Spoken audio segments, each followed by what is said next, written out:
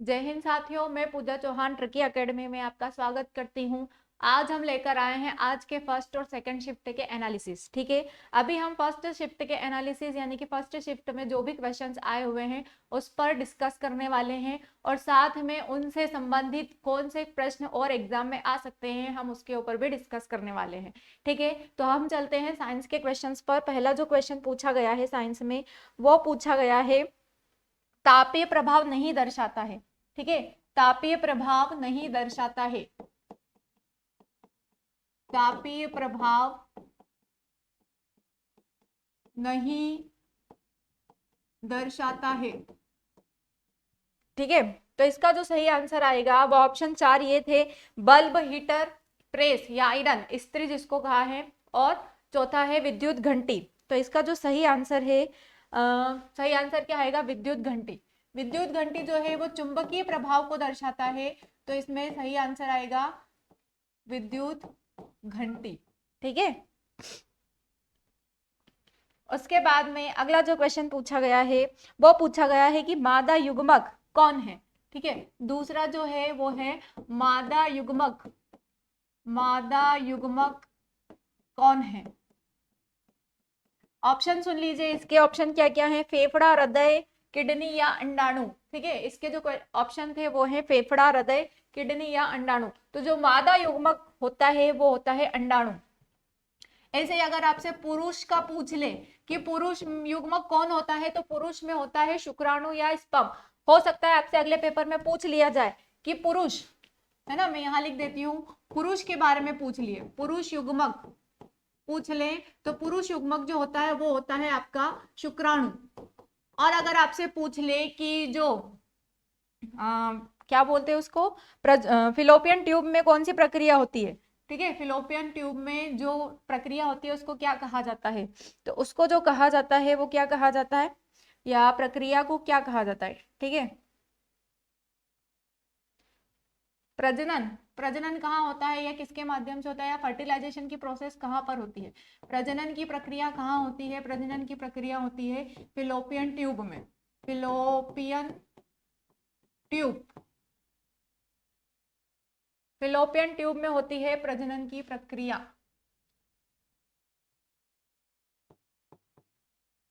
या हिंदी में लिखा हुआ आ सकता है डिंब वाहिनी। डिंब वाहिनी में होती है प्रजनन की, फर्टिलाइजेशन की प्रोसेस, निषेचन की प्रक्रिया। ठीक है, प्रजनन नहीं निषेचन आएगा यहाँ पर।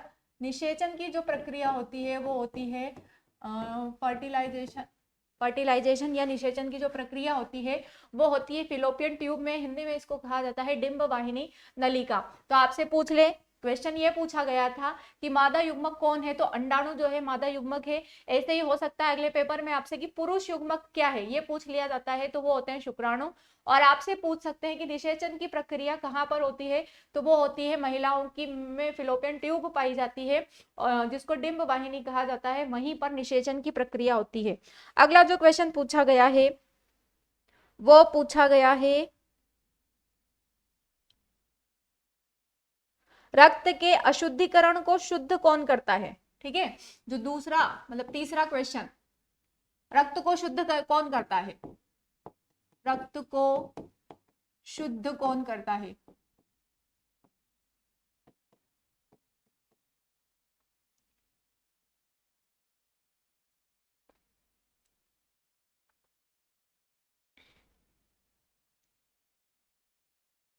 रक्त को शुद्ध कौन करता है? तो देखो, रक्त को शुद्ध करने का काम किसका होता है? किडनी का। किडनी जिसको वृक्क भी कहा जाता है और गुर्दा भी कहा जाता है।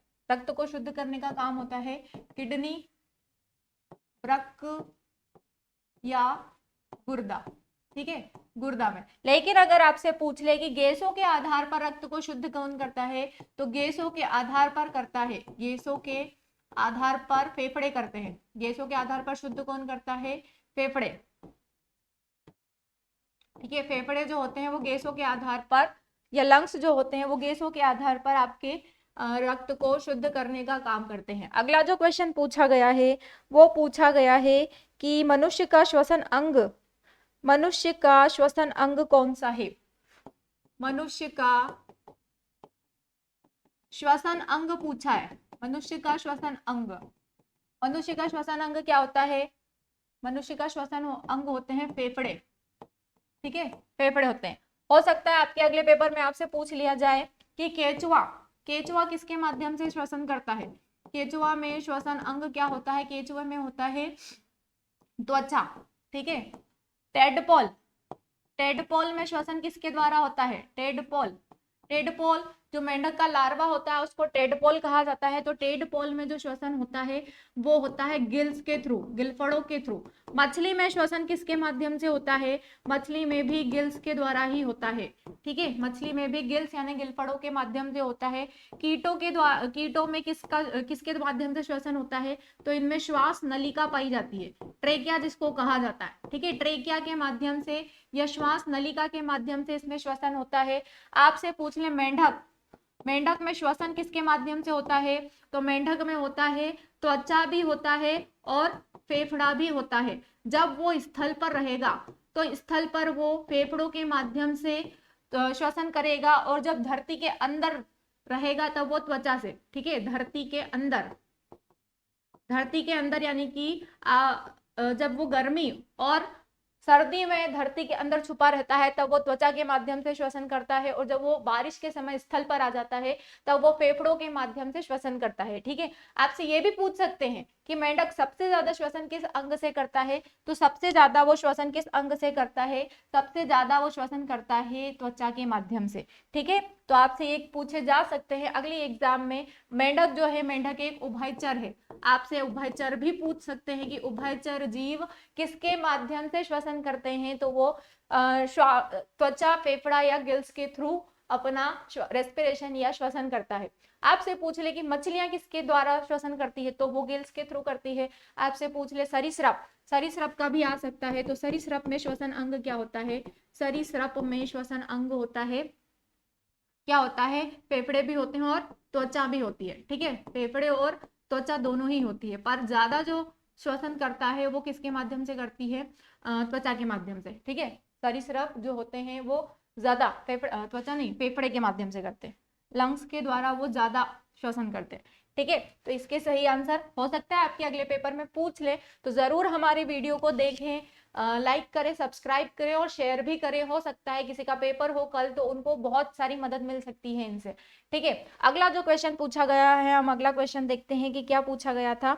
मानव श्वसन अंग के बाद में ऐसे कौन से जीव हैं जो सरल पदार्थों से अपना भोजन बनाते हैं?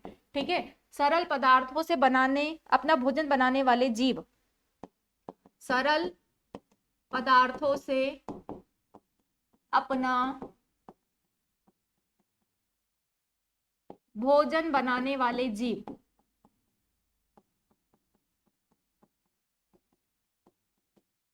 सरल पदार्थों से जो भोजन बनाते हैं वो होते हैं हरे पौधे, ठीक है।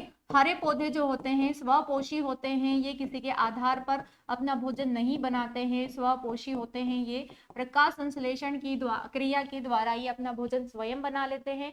और जब भोजन बनाते हैं तो किसकी उपस्थिति में बनाते हैं, ये आपसे पूछ सकते हैं।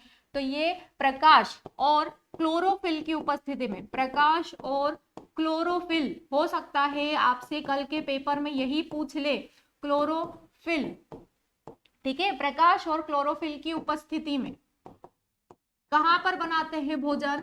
तो ये पत्तियों में अपना भोजन बनाते हैं, ठीक है। पत्तियों में बनाते हैं, पत्ती में बनाते हैं,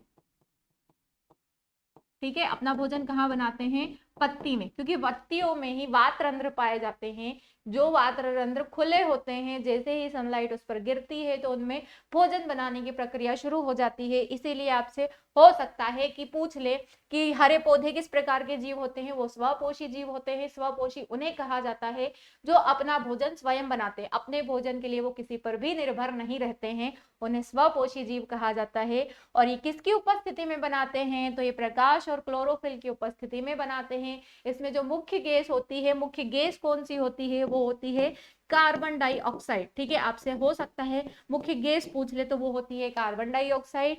कहां पर अपना भोजन बनाते हैं? तो वो पत्तियों में अपना भोजन बनाते हैं, ठीक है। इतना आपको सबको समझ में आया? कितने क्वेश्चन हो गए? 5 क्वेश्चन हो गए हैं हमारे। आगे हम बढ़ते हैं। आगे बढ़ते हैं हम। नीले लिटमस पत्र को लाल कौन कर देता है? ठीक है, 5 क्वेश्चन हो गए। छठा जो क्वेश्चन है, नीले नीले लिटमस को लाल कौन करता है?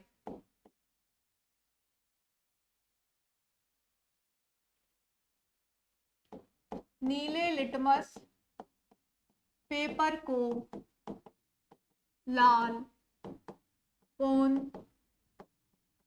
करता है? ठीक है, नीले लिटमस पेपर को लाल कौन करता है? तो मैंने आपको इसकी ट्रिक बताई थी। अनिल, अम्ल जो होते हैं वो नीले को लाल कर देते हैं, और छालानी, क्षार जो होते हैं वो लाल को नीला कर देते हैं। तो यहाँ जो आएगा आपका सही आंसर वो रहेगा आपका अम्ल। ठीक है, आगे हम बढ़ते हैं। अगला जो क्वेश्चन है वो पूछा गया है कि अम्ल स्वाद में कैसे होते हैं? अम्ल स्वाद में कैसे होते हैं? अम्ल स्वाद में कैसे होते हैं? ठीक है, कल क्षार का पूछा गया था कि क्षार स्वाद में कैसे होते हैं। तो कल जो सही आंसर था वो कड़वे थे, और कल ही मैंने आपको बताया था कि अम्ल जो होते हैं स्वाद में कैसे होते हैं? खट्टे होते हैं, सॉल्टी होते हैं। ठीक है, खट्टे होते हैं, सॉल्टी, सॉल्टी यानी नमकीन होता है, खट्टे होते हैं। ठीक है, नेक्स्ट जो आपसे क्वेश्चन पूछा गया है, अगले अगले मतलब अगला जो क्वेश्चन पूछा गया है वो है रासायनिक परिवर्तन निम्न में से कौन सा है? 4 ऑप्शन दिए गए थे आपको, उनमें से पूछा गया था कि निम्न में से कौन सा रासायनिक परिवर्तन है। ठीक है, रासायनिक और भौतिक परिवर्तन से बहुत क्वेश्चन पूछे जा रहे हैं, आप ये टॉपिक काफी अच्छे से करके जाए। रासायनिक परिवर्तन कौन सा है? इसके जो ऑप्शन है वो है लोहे पर जंग लगना, कागज का फटना, पानी में चीनी का घुलना। कौन सा है? तो देखो, रासायनिक परिवर्तन जो है इसमें क्या आ रहा है? रासायनिक परिवर्तन, लोहे पर जंग लगना, लोहे पर जंग लगना, ये एक रासायनिक परिवर्तन है। लोहा जो एकदम अच्छा दिखाई देता है, उस पर अगर जंग लग जाता है तो उसकी क्षमता जो होती है, कैपेसिटी जो होती है वो कमजोर हो जाती है। दूसरा जो ऑप्शन दिया था आपका कागज का फटना, आप कागज के कप को फाड़ रहे हो आप, तो उसकी उसकी बनावट बदल रही है ना, तो इसमें भौतिक परिवर्तन आएगा। तीसरा जो ऑप्शन था पानी में चीनी का घुलना, पानी में चीनी का घुलना, तो इसमें भी भौतिक परिवर्तन हो रहा है। पानी पहले नॉर्मल था, जैसे ही उसमें चीनी डाल दी तो उसमें थोड़ा चिपचिपापन आ गया, तो ये भी एक भौतिक परिवर्तन है। अगला जो क्वेश्चन पूछा गया है, वायु में किसे आग नहीं लगती? किससे आग नहीं लगती? ठीक है, अगला क्वेश्चन जो पूछा गया है, वायु में किससे आग नहीं लगती? वायु में किससे आग नहीं लगती? वायु में किससे आग नहीं लगती? तो इसका सही आंसर जो होगा पत्थर। क्या आप वायु में पत्थर पर आग लगा सकते हो? नहीं। ठीक है, लकड़ी जो है, लकड़ी में लग सकती है आग। देखिए, आग जलाने के लिए आपके लिए 3 चीजें होना बहुत जरूरी है। क्या क्या? तो एक तापमान का होना जरूरी है, एक ईंधन का होना जरूरी है, और एक ऑक्सीजन का होना जरूरी है। ठीक है, ये 3 चीजें जहां भी अवेलेबल होगी वहां पर आग लग जाएगी। तो यहाँ पर देखिए, क्या पत्थर ईंधन के रूप में होगा? नहीं होगा, तो यहाँ पर वायु में आग नहीं लगेगी। अगला जो क्वेश्चन पूछा गया है वो है, प्रिज्म से प्रकाश गुजरने पर कितने रंगों में बढ़ जाता है? समतल दर्पण का प्रतिबिंब कैसा बनता है? ठीक है, समतल दर्पण का प्रतिबिंब पूछा है। समतल दर्पण का प्रतिबिंब कैसा बनता है? समतल दर्पण का जो प्रतिबिंब होता है वो हमेशा आभासी, सीधा और वस्तु के बराबर बनता है। ठीक है, बराबर बनता है। तो ये अगला जो क्वेश्चन था ये आपसे पूछा गया था। तो ये समतल दर्पण का प्रतिबिंब बनता है आभासी, सीधा और बराबर। नेक्स्ट जो क्वेश्चन पूछा गया है वो है, उष्मा तापरोधी है। उष्मा तापरोधी, उष्मा तापरोधी क्या है? उष्मा तापरोधी, लकड़ी जो है वो उष्मा तापरोधी है। ठीक है, उष्मा को उष्मा में बदल जाती है। ठीक है, क्या आएगा इसका सही आंसर? लकड़ी। अगला जो क्वेश्चन पूछा गया है आपसे वो है, प्रिज्म से प्रकाश, प्रिज्म से प्रकाश गुजरने पर कितने रंगों में बंटता है? प्रिज्म से प्रकाश गुजरने पर वह कितने रंगों में बंटता है?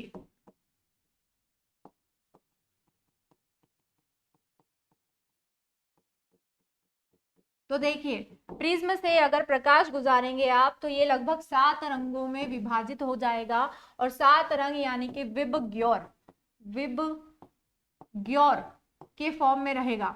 मैंने आपको विबग्योर का फुल फॉर्म भी बताया था। वी से वायलेंट, आई से इंडिगो, बी से ब्लू, जी से ग्रीन, वाई से येलो, ओ से ऑरेंज और आर से रेड। ठीक है, हिंदी में अगर कहा जाता है तो हिंदी में इसको कहा जाता है बेजानी हपी नाला। ठीक है, बेजानी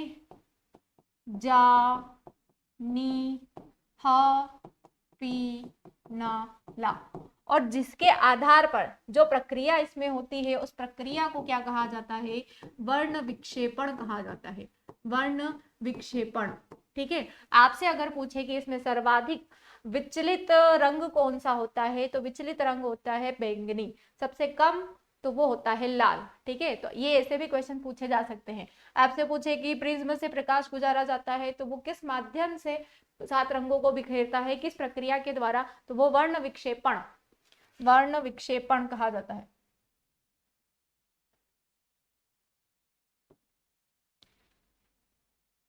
वर्ण विक्षेपण की प्रक्रिया होती है वो, उसी के माध्यम से 7 रंग, जो इंद्रधनुष में 7 रंग दिखाई देते हैं ना, उसी तरीके से ये 7 रंग दिखाई देते हैं।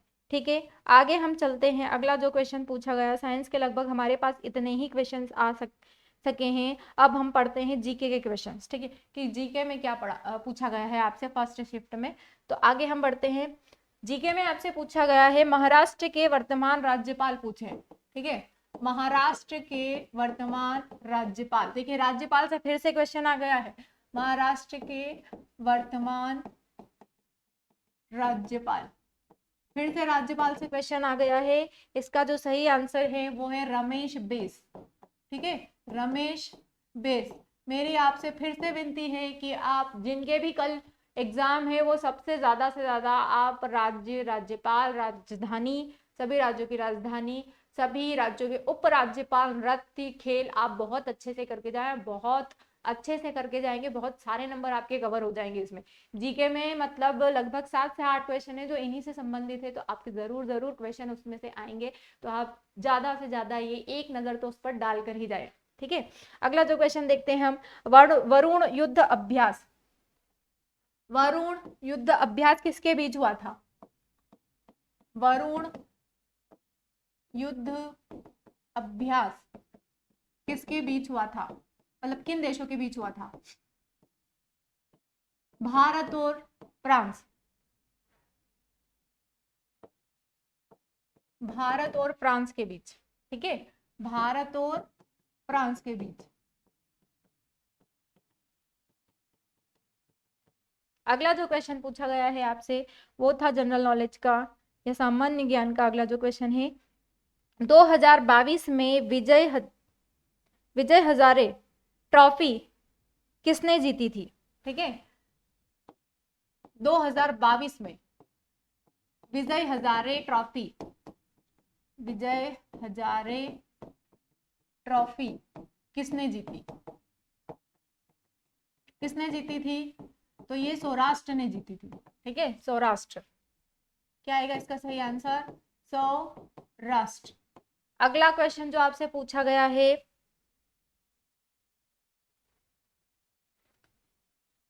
वो पूछा गया है कि भारत के प्रथम लोकसभा अध्यक्ष, भारत के प्रथम लोकसभा अध्यक्ष कौन है?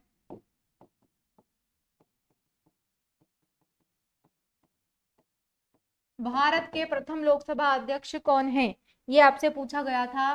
गणेश मावलंकर। ठीक है, गणेश वासुदेव मावलंकर, गणेश वासुदेव मावलंकर। ये जो है ये प्रथम लोकसभा अध्यक्ष के रूप में थे भारत के। नेक्स्ट जो क्वेश्चन पूछा गया है वो है कालीबंगा किस राज्य में स्थित है? कालीबंगा, कालीबंगा किस राज्य में स्थित है? कालीबंगा किस राज्य में स्थित है? तो कालीबंगा जो है ये राजस्थान राज्य में स्थित है, राजस्थान, ठीक है, राजस्थान में स्थित है कालीबंगा। नेक्स्ट जो क्वेश्चन पूछा गया है आपसे वो है सिमलीपाल राष्ट्रीय उद्यान। देखिए कालीबंगा या कालीबंगन जो है, यहाँ से काली चूड़ियां मिली थी, काली चूड़ियों के साक्ष्य मिले थे, ये कल के पेपर में आए थे। हो सकता है आपसे और भी पूछ ले कि कालीबंगा में किन प्रकार की ईंटों का प्रयोग हुआ था, तो यहाँ पर जुते हुए खेत और नक्काशीदार ईंटों का के साक्ष्य भी मिले थे कालीबंगा से ही, ठीक है। आगे हम बढ़ते हैं, सिमलीपाल राष्ट्रीय उद्यान, सिमलीपाल राष्ट्रीय उद्यान कहाँ स्थित है? सिमलीपाल राष्ट्रीय उद्यान, तो सिमलीपाल राष्ट्रीय उद्यान जो है वो उड़ीसा में स्थित है, उड़ीसा, जिसको ओडिशा भी कहा जाता है, ओडिशा या उड़ीसा। नेक्स्ट जो क्वेश्चन पूछा गया है वो है अनुच्छेद 17 में किसका वर्णन है?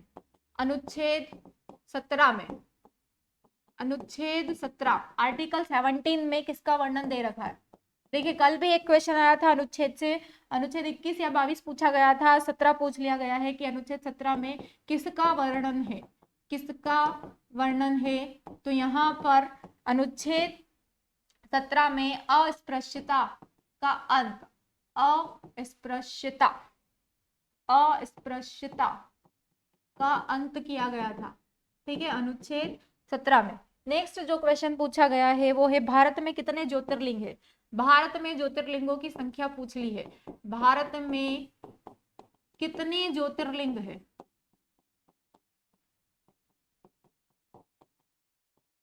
भारत में ज्योतिर्लिंगों की संख्या पूछ ली गई है, तो भारत में ज्योतिर्लिंग जो है वो है 12, ठीक है, 12 ज्योतिर्लिंग है। उसमें से मध्य प्रदेश में ओंकारेश्वर और ओंकारेश्वर, ममलेश्वर और महाकालेश्वर, 3 ज्योतिर्लिंग स्थित है।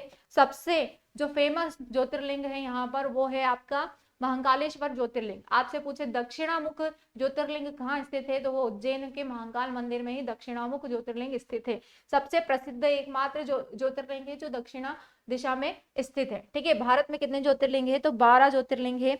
अगला जो क्वेश्चन पूछा गया है फुल फॉर्म से पूछा गया है कि यूपीए का पूरा नाम क्या है? यूपीए का पूरा नाम, देखिए कल भी 2-3 फुल फॉर्म पूछ लिए गए थे अलग अलग शिफ्ट में, आज भी पूछ लिया है। यूपीए का पूरा नाम पूछा, यूपीए का पूरा नाम क्या है? यूपीए का पूरा नाम यूनाइटेड प्रोग्रेसिव एलियंस, ठीक है, united progressive alliance, united progressive alliance, aliens,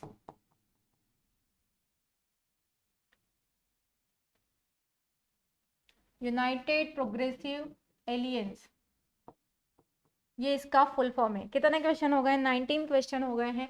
आगे हम बढ़ते हैं। इतने क्वेश्चंस में अगर किसी को कोई डाउट हो तो आप पूछ सकते हैं, और अगर किसी का गलत हुआ होगा तो आपको क्रॉस चेक भी यहीं पर हो जाएगा, ठीक है। आगे हम बढ़ते हैं, 9 क्वेश्चन हो गए हैं। 10वें नंबर का जो क्वेश्चन है वो है आपका वल्लभ भाई पटेल को सरदार की उपाधि किसने दी? ठीक है, 10वें नंबर का प्रश्न, वल्लभ भाई पटेल को सरदार की उपाधि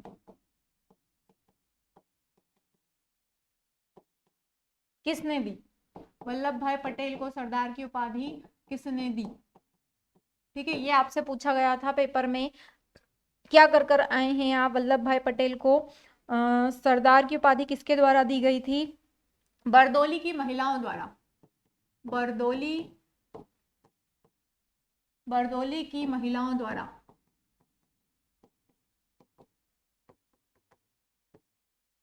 ठीक है, अगला जो क्वेश्चन पूछा गया है आपसे वो है तवांग मठ कहाँ स्थित है? देखिए बौद्ध धर्म से ही संबंधित है ये तवांग मठ। बौद्ध धर्म अभी तक बहुत पूछा जा रहा है, हो सकता है आगे जैन धर्म आए, तो आप अपनी तैयारी मजबूत रखें। बौद्ध धर्म, जैन धर्म और सिंधु घाटी सभ्यता आप काफी अच्छे से कंप्लीट कर लें, ठीक है।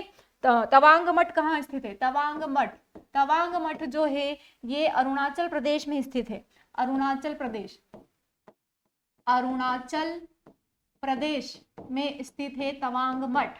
अगला क्वेश्चन जो पूछा गया है वो है संतोष ट्रॉफी का संबंध। ठीक है, संतोष ट्रॉफी किसमें दी जाती है? संतोष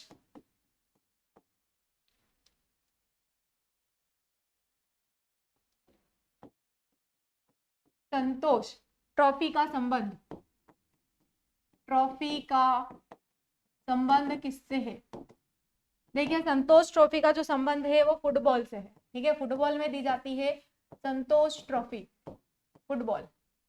नेक्स्ट क्वेश्चन आपसे पूछा गया है, भारत में शास्त्रीय भाषाएं कितनी है? भारत में शास्त्रीय भाषाओं की संख्या, भारत में शास्त्रीय भाषाओं की संख्या पूछी है, तो ये जो होती है वो कितनी है? शास्त्रीय भाषाओं की संख्या 6 है भारत में। अगला क्वेश्चन आपसे पूछा गया है कि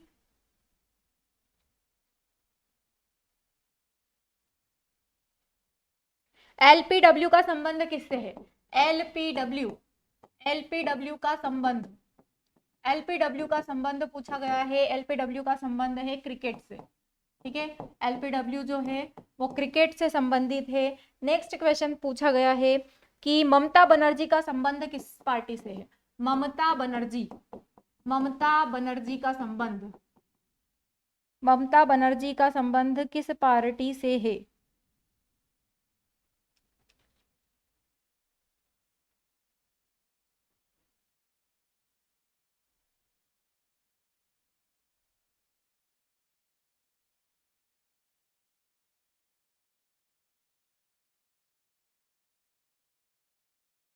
ममता बनर्जी का संबंध पूछा गया है। ममता बनर्जी का संबंध, क्वेश्चन जो है बच्चों ने ठीक तरीके से नहीं बताए हैं, इसीलिए थोड़ा टाइम लग रहा है। संबंध किस पार्टी से है?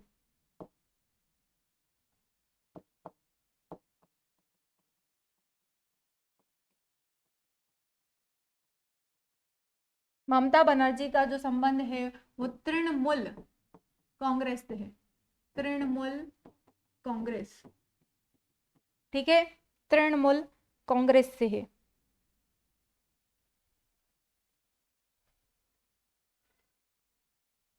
एक और क्वेश्चन है, वो है 1773 में ब्रिटिश भारत का पहला गवर्नर,